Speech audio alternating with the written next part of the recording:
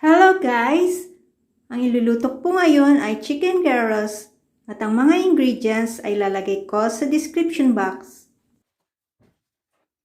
Sa pag-umpisa ay ibuhos ang lemon juice at olive oil sa mixing bowl na may manok at haluin ito.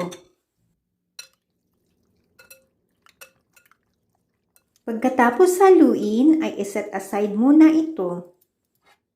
Sa isang lalagyanan ay ilagay ang garlic powder, ground pepper, ground paprika, dried thyme, dried oregano, cayenne pepper, cumin, cinnamon, asin at asukal at haluin ito.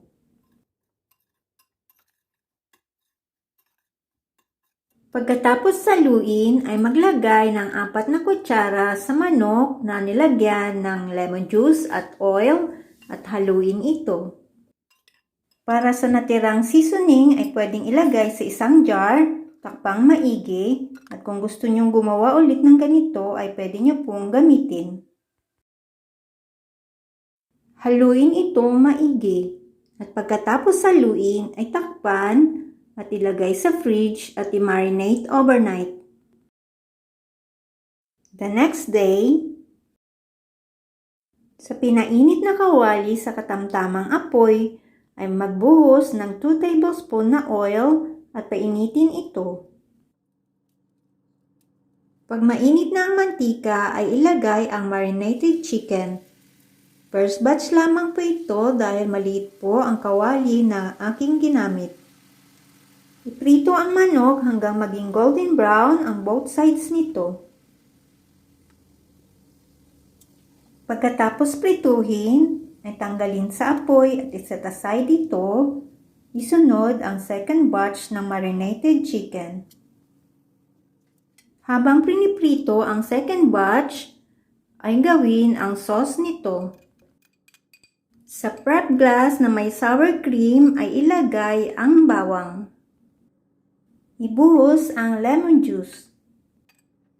Ilagay ang mayonnaise.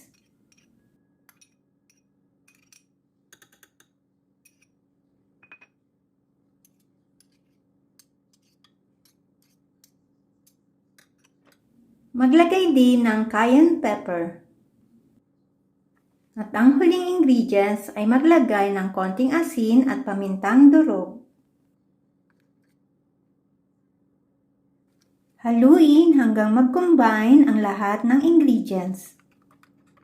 Pagkatapos haluin ay maglagay sa isang maliit na lalagyanan at pagkatapos magprito ay iserve ito kasama ng lettuce, cucumber, cherry tomatoes, red onion at pita bread.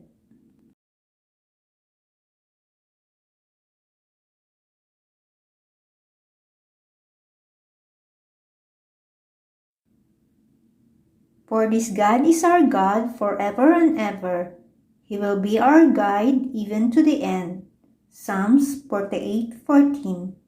Thanks for watching.